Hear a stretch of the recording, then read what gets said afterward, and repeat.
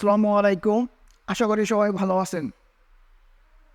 কেউ যদি আপনাকে আনারস এবং দুধ একসাথে খাওয়ার প্রস্তাব দেয়, তাহলে আপনি কি করবেন?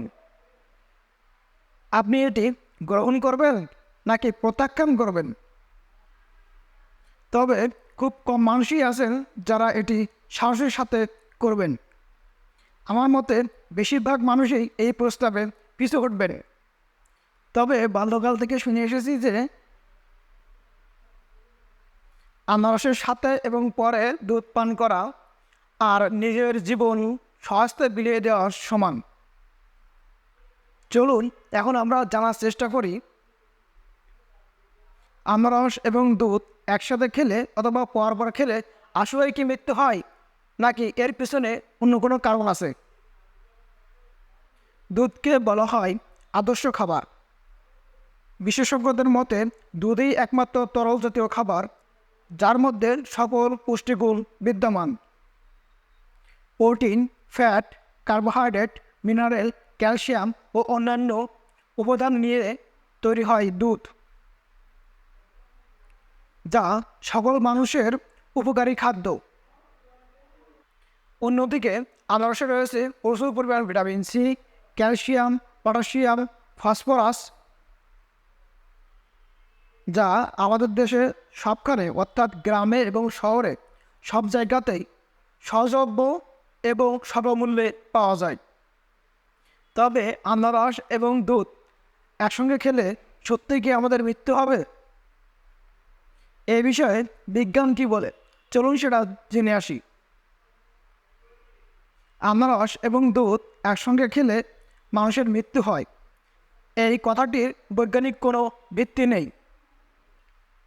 এটা মানুষের তৈরি প্রচলিত কুসংস্কার। যুক্তি হিসেবে বিভিন্ন আইসক্রিম, মিল্কশেক ও অন্যান্য খাবারের কথা আমরা বলতে পারি, যেখানে বিভিন্ন ফলের সাথে আনারস তো থাকেই, সাথে দুধও মিশ্রণ থাকে। এ সকল খাবার মানুষ সবসময় খেয়ে থাকেন, কিন্তু এ সকল খাবার খেয়ে মানুষ মৃত্যুবরণ করেছে এমন কোনো তথ্য এখনো পর্যন্ত জানতে পারেনি। মৃত্যু তো দূরে থাক, সামান্য অভিযোগও করতে কারো দেখিনি। অথচ এই সকল খাবার মানুষ খুব আগ্রহের সাথে আনন্দ করে খেয়ে থাকেন। বিজ্ঞান কি বলে? আনারসে প্রচুর ফাইবার বা আঁশ থাকে,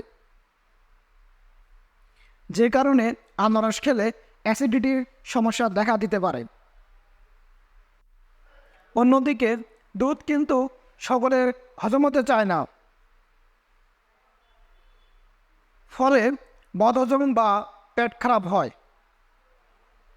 দুধে ল্যাকটোজেন থাকে, অনেকেই এই ল্যাকটোজেন হজম করতে পারেন না।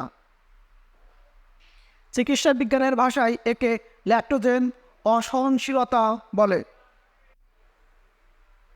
অর্থাৎ এই বিষয়ে স্পষ্ট বোঝা যাচ্ছে যে এই সমস্যাগুলো আমাদের দুধ অথবা আনারস একসাথে খাওয়ার ফলে হয় না। সমস্যাগুলো হয় আমাদের শারীরিক এবং আমাদের মনের মধ্যে জমে থাকা কিছু ভুল ধারণার কারণে।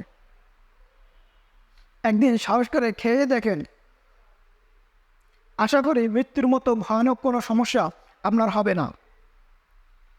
হয়তো প্রথম দিকে আপনার পেটের সমস্যা একটু হতে পারে, সেটার কারণ হলো আমরা এই ধরনের খাবার খেয়ে অভ্যস্ত না,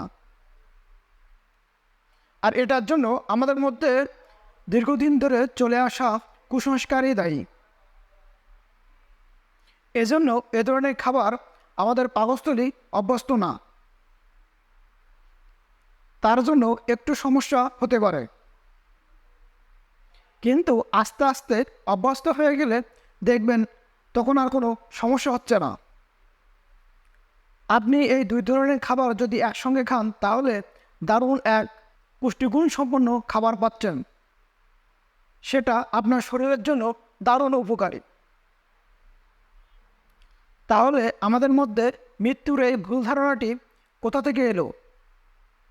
আমরা জানি আনারস সাধারণত বন জঙ্গলে হয়, আর সেখানে সাপের আনাগোনা অতি সাধারণ ব্যাপার। জনশ্রুতি আছে যে একবার এক বিজয় সাপ আনারসের বাগানে ঘাপটি মেরেছিল।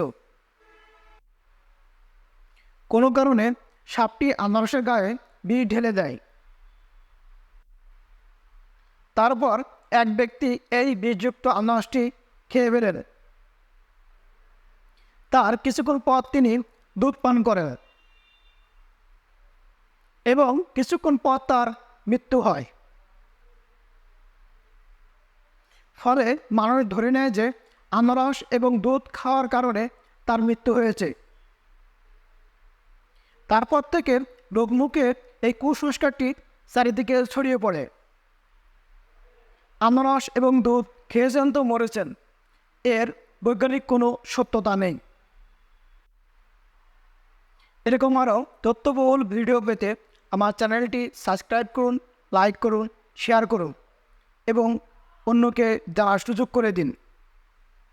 ধন্যবাদ। দেখা হবে পরবর্তী কোনো ভিডিওতে।